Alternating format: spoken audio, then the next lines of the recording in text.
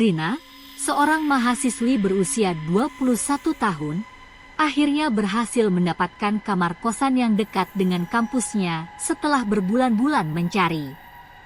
Ia baru saja memasuki semester 5 di jurusan psikologi dan merasa sangat beruntung menemukan kosan yang harganya cukup terjangkau. Kosan itu terletak di daerah yang agak terpencil, di pinggir kota, dikelilingi oleh pohon-pohon besar dan semak belukar yang lebat. Meskipun bangunannya tampak tua dan sedikit angker, Rina tidak terlalu memedulikannya. Baginya, yang terpenting adalah ketenangan untuk bisa fokus belajar. Saat pertama kali tiba di kosan itu, Rina disambut oleh pemilik kosan, seorang wanita tua bernama Bu Sari. Wajahnya keriput, dengan sorot mata yang tajam dan senyum tipis yang selalu menghiasi bibirnya. Bu Sari tampak ramah, meskipun ada sesuatu dalam tatapannya yang membuat Rina merasa sedikit tidak nyaman. Rina hanya menganggapnya sebagai rasa gugup pindah ke tempat baru, dan dia tidak berpikir lebih jauh tentang hal itu. Kamar kos Rina terletak di lantai 2, di ujung koridor yang gelap dan sunyi. Saat Bu Sari membukakan pintu kamar untuknya, Rina melihat ruangan yang sederhana namun cukup nyaman. Sebuah tempat tidur single terletak di pojok ruangan, berdekatan dengan meja belajar dan lemari pakaian kayu yang sudah usang. Sebuah jendela besar menghiasi dinding kamar, memberikan pemandangan langsung ke halaman belakang kosan.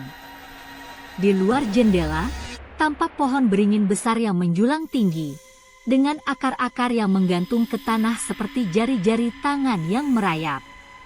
Rina menatap pohon beringin itu sejenak, merasa ada sesuatu yang aneh, namun dia cepat-cepat mengabaikannya.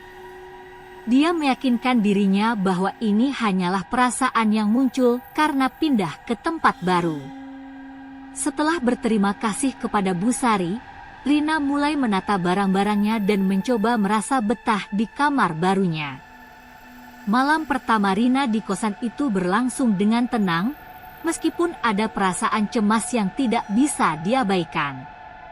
Setelah seharian mengurus barang-barang dan membereskan kamar, dia memutuskan untuk tidur lebih awal. Suara hujan rintik-rintik mulai terdengar di luar, menambah suasana malam yang sepi dan mencekam. Tepat saat Rina hampir terlelap, dia mendengar suara aneh dari koridor di luar kamarnya. Suara itu terdengar seperti langkah kaki yang menyeret, disertai dengan desahan napas yang berat. Awalnya, Rina berpikir itu hanya suara Bu Sari yang mungkin sedang memeriksa keadaan kosan. Namun, semakin lama, suara itu semakin jelas dan terasa semakin dekat. Rina mencoba mengabaikannya dan menutup matanya lebih rapat. Namun, suara itu terus berlanjut, seperti ada seseorang atau sesuatu yang dengan susah payah berjalan di luar pintu kamarnya. Rasa penasaran bercampur dengan ketakutan mulai merayapi Rina. Dia berusaha meyakinkan dirinya bahwa itu hanyalah imajinasinya. Namun, rasa takut itu sulit diabaikan. Akhirnya, dengan penuh rasa penasaran dan cemas, Rina memberanikan diri untuk bangun dan membuka sedikit pintu kamarnya. Apa yang dilihatnya di luar membuat darahnya membeku.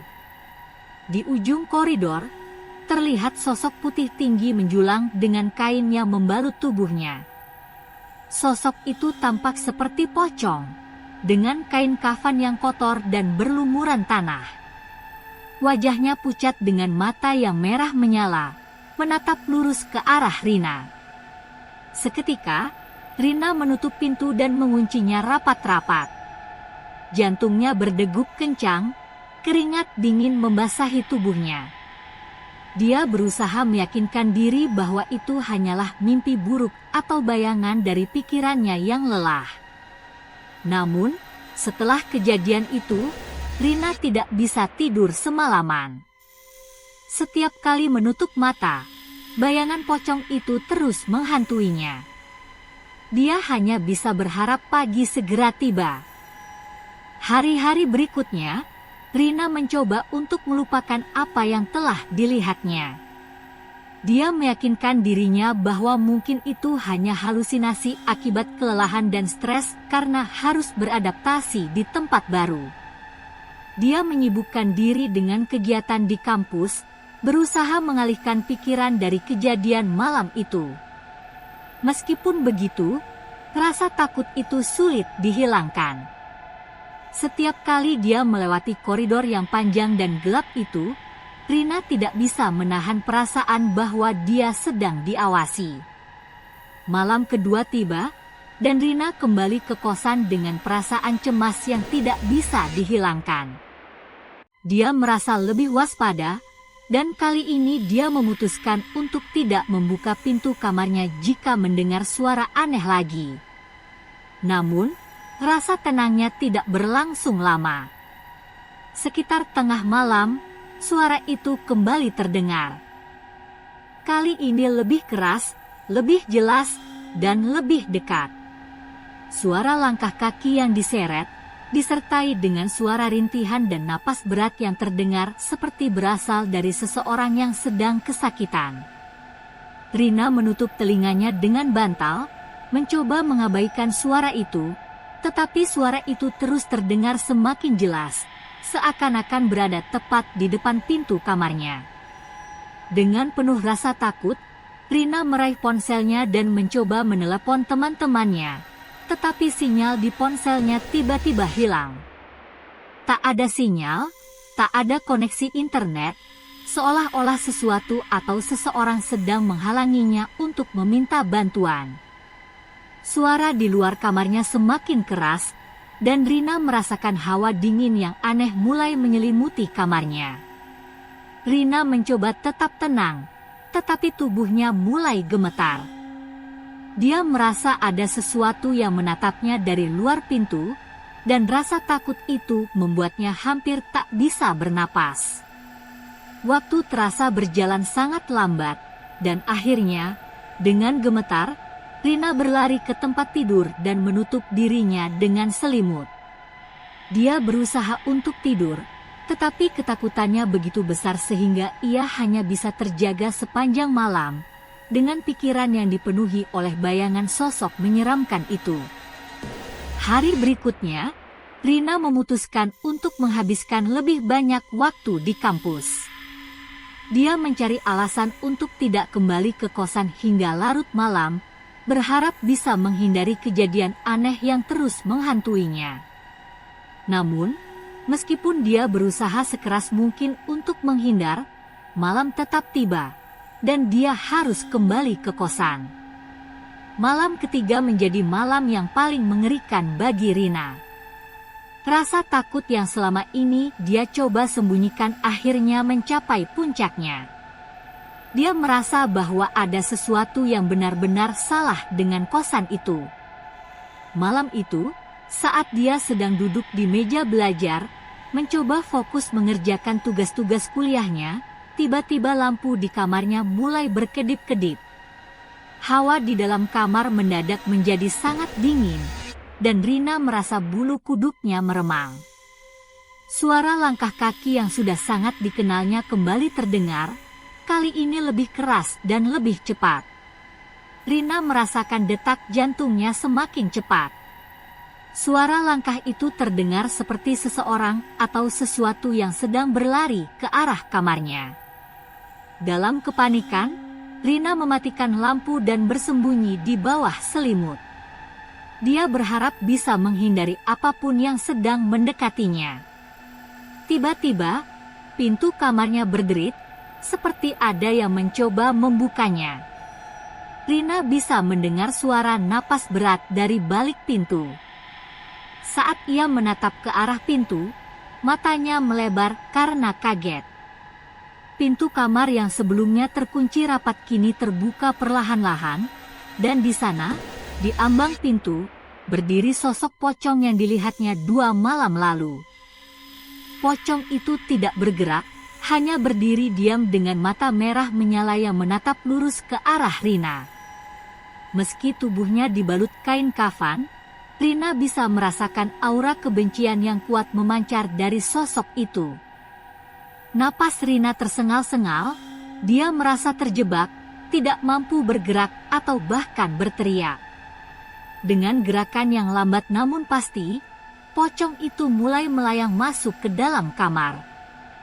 Tubuhnya yang tinggi menjulang kini hanya beberapa meter dari tempat tidur Rina. Rina bisa mencium bau anyir yang mengerikan, seperti bau tanah basah yang sudah lama terkubur. Pocong itu mendekatkan wajahnya ke arah Rina, dan saat itu Rina bisa melihat dengan jelas wajah yang hancur dan rusak, dengan mata merah yang bersinar terang di balik kain kafannya. Saat pocong itu berada tepat di samping tempat tidur, Rina merasa tubuhnya kaku, seolah-olah ada yang menahannya untuk bergerak. Dia hanya bisa menatap dengan mata terbuka lebar saat pocong itu mengulurkan tangannya yang kaku, seolah ingin meraih Rina. Tepat saat tangan pocong itu hampir menyentuhnya, Rina tiba-tiba merasakan dorongan kuat untuk melawan rasa takutnya. Dengan sekuat tenaga, dia berteriak sekeras mungkin, suara jeritannya menggema di seluruh kamar kos yang sepi. Tiba-tiba, semua lampu di kamar itu kembali menyala dengan terang, dan sosok pocong yang mengerikan itu menghilang begitu saja, seolah-olah ditelan oleh cahaya yang mendadak muncul. Rina terengah-engah, mencoba memahami apa yang baru saja terjadi. Napasnya masih tersengal-sengal, dan keringat dingin mengalir di pelipisnya. Dia tidak yakin apakah yang dia alami barusan adalah mimpi buruk atau kenyataan. Namun, perasaan takut itu masih sangat nyata, dan tubuhnya masih terasa gemetar hebat. Setelah beberapa saat, Rina memberanikan diri untuk bangun dari tempat tidurnya. Dia menatap sekeliling kamar, memastikan bahwa sosok pocong itu benar-benar telah menghilang. Rina kemudian berlari ke arah pintu dan memastikan pintu itu terkunci rapat.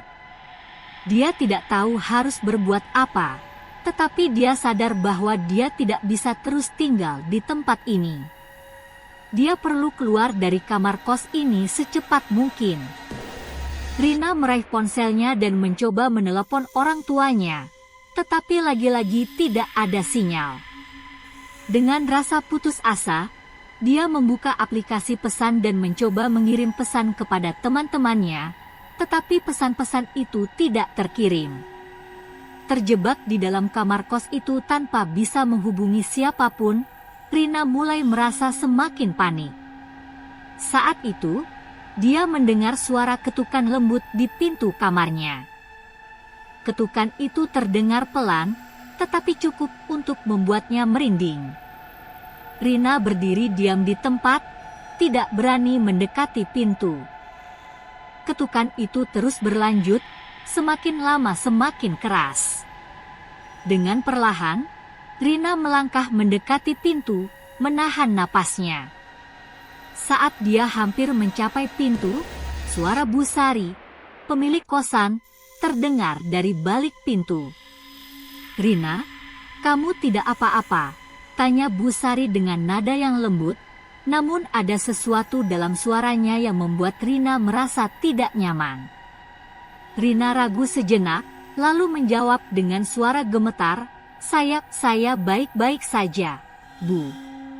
"Ada apa?" "Ada yang aneh di sini.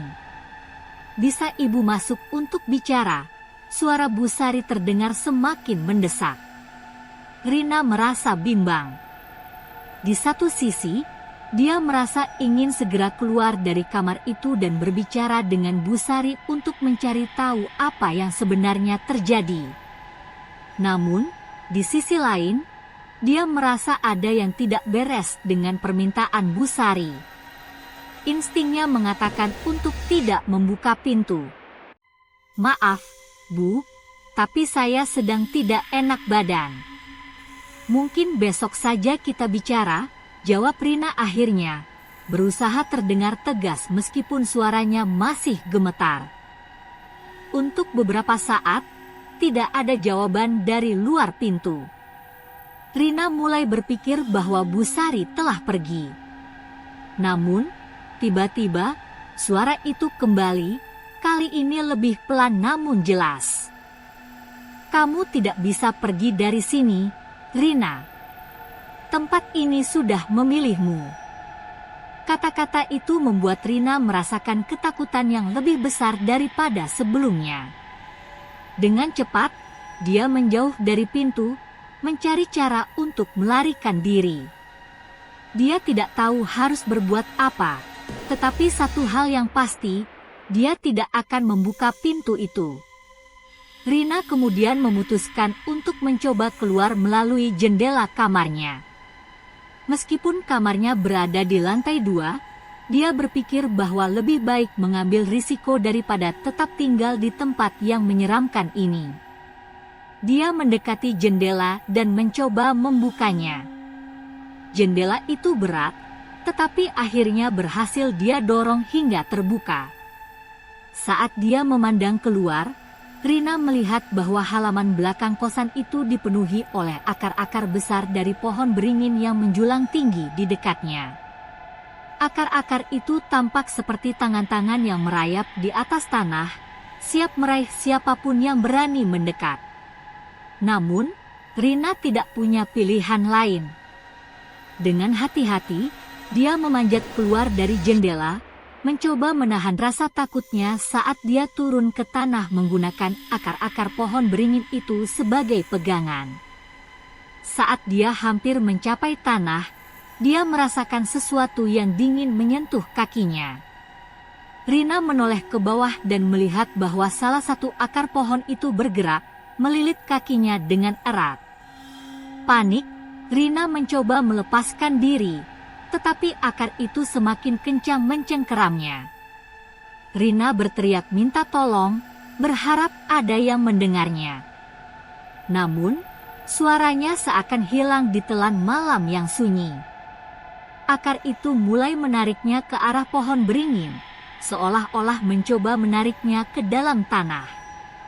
Dalam keputusasaan, Rina meraih benda tajam yang ada di dekatnya, sebatang besi yang tergeletak di tanah. Dengan sekuat tenaga, dia memukuli akar yang melilit kakinya. Setelah beberapa kali pukulan, akar itu akhirnya terlepas, dan Rina jatuh ke tanah dengan keras. Tanpa membuang waktu, dia segera bangkit dan berlari menjauh dari pohon beringin itu.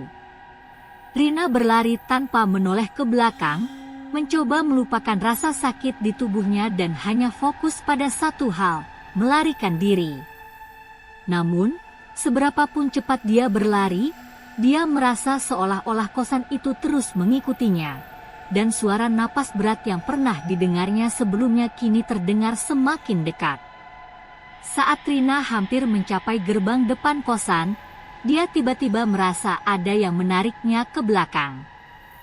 Ketika dia menoleh, Rina melihat sosok pocong itu kembali, kali ini lebih dekat, dengan tangan terulur ke arah lehernya. Rina berusaha melepaskan diri, tetapi kekuatan sosok itu terlalu besar. Tepat saat Rina merasa dia akan kehilangan kesadaran, suara azan subuh berkumandang dari kejauhan. Sosok pocong itu berhenti sejenak, lalu perlahan-lahan menghilang dalam kabut pagi. Rina jatuh terduduk di tanah, terengah-engah, merasakan hidupnya nyaris direnggut oleh sesuatu yang tidak bisa dia pahami. Setelah beberapa saat, Rina berhasil bangkit dan tanpa berpikir panjang, dia berlari ke arah jalan besar. Dengan tubuh yang masih gemetar dan penuh luka, dia terus berlari hingga menemukan sebuah warung kecil yang baru saja buka.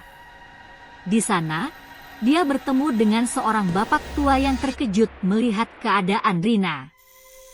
Tanpa banyak bicara, Rina meminta tolong kepada bapak itu untuk menghubungi taksi agar dia bisa segera pergi dari tempat itu. Bapak tua itu tampak bingung, tetapi dia segera membantu Rina. Beberapa menit kemudian, sebuah taksi datang, dan Rina segera masuk ke dalamnya tanpa melihat kembali ke kosan yang baru saja ditinggalkannya. Saat taksi melaju meninggalkan daerah itu, Rina merasa sedikit lega, meskipun perasaan takut dan trauma masih sangat kuat dalam dirinya. Dia tidak tahu kemana akan pergi, tetapi satu hal yang dia tahu pasti, dia tidak akan pernah kembali ke kosan itu lagi. Rina akhirnya tiba di rumah orang tuanya, di mana dia disambut dengan kehangatan dan perhatian. Orang tuanya segera menyadari ada sesuatu yang salah, tetapi Rina belum siap untuk menceritakan apa yang terjadi. Dia hanya ingin merasa aman dan jauh dari semua hal yang telah menghantui malam-malamnya di kosan itu. Beberapa minggu kemudian, setelah Rina merasa sedikit lebih tenang, dia mulai menceritakan pengalaman mengerikan yang dialaminya kepada orang tuanya. Mereka terkejut dan sangat khawatir, tetapi juga bersyukur bahwa Rina berhasil selamat. Ayahnya kemudian melakukan penelitian tentang kosan tersebut dan menemukan bahwa tempat itu memang memiliki sejarah yang kelam. Dulu, tanah di sekitar kosan itu adalah tempat pemakaman massal yang terlupakan, dan banyak yang percaya bahwa arwah-arwah yang tidak tenang masih menghuni tempat itu. Rina memutuskan untuk pindah ke kosan baru yang lebih dekat dengan pusat kota, di mana dia merasa lebih aman. Meskipun begitu, pengalaman di kosan yang menyeramkan itu akan selalu menjadi bagian dari ingatannya, mengingatkan dia tentang kengerian yang bisa muncul di tempat-tempat yang tampaknya biasa saja. Waktu berlalu, dan meskipun Rina telah berhasil melanjutkan hidupnya, trauma dari kejadian tersebut masih membekas. Setiap kali dia melewati tempat-tempat yang sunyi atau melihat pohon beringin besar, rasa takut itu kembali menghantuinya.